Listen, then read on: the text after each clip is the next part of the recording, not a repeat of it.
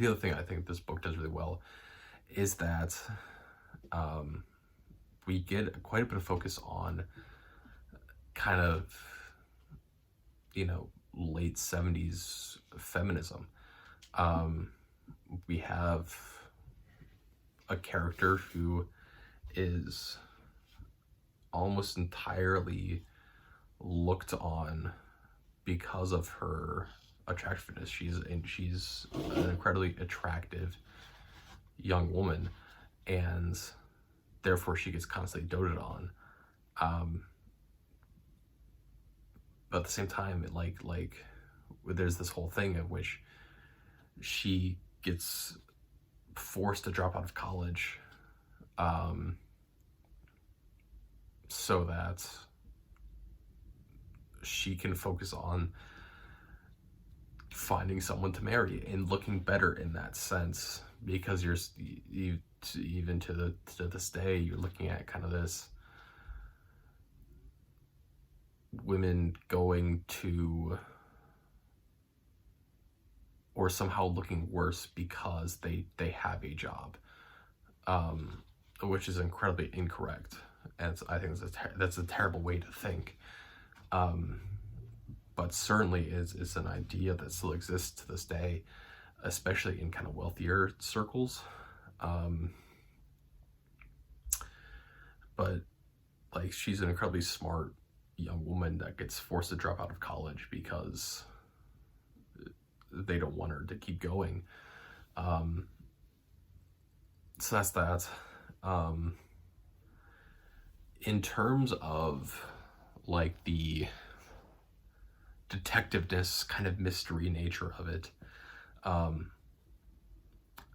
it's done in a really fun way, and in really quite a safe way, right? It's not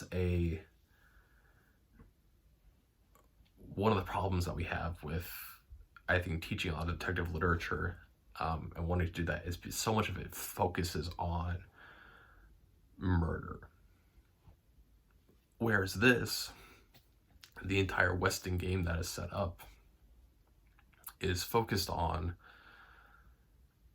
finding a solution to something that then grants you an inheritance, right? It feels much more like a riddle rather than a kind of traditional detective narrative type deal.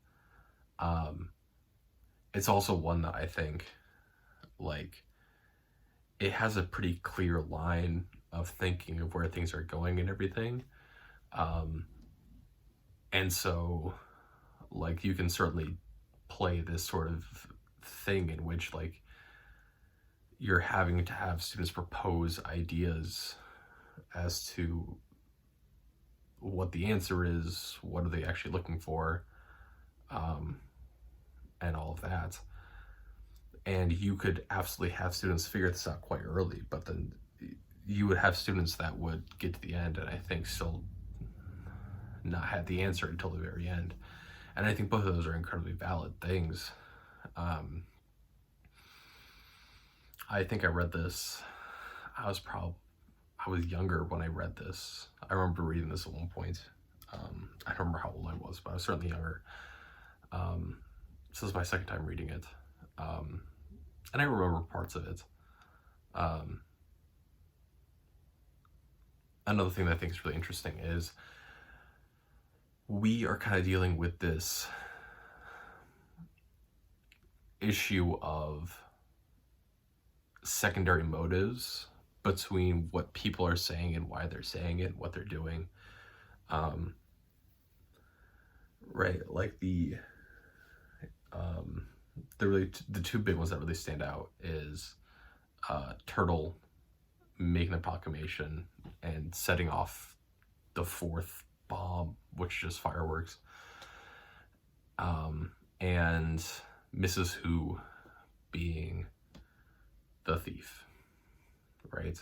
And in both of those ideas of what is happening, right, you have Turtle, who is protecting her sister from doing anything, from being caught, right? Turtle is basically covering for her sister, but also in the same sense, Turtle is then going to use the fact that she has covered up for her sister to then get clues, and be forced to be agreed with, because Turtle also understands that if her older sister says something, then everyone will just go along with it because of her beauty, right?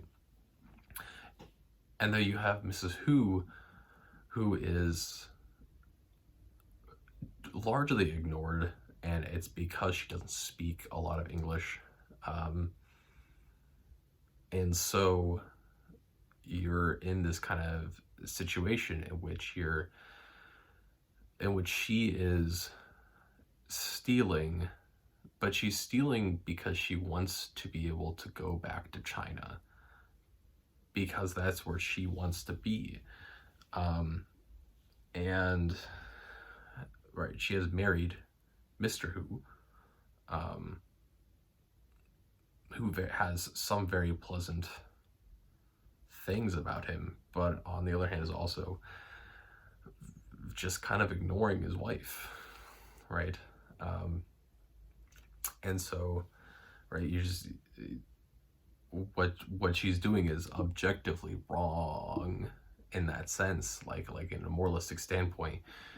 But at the same time, there is a very clear justification as to why she is doing it, right?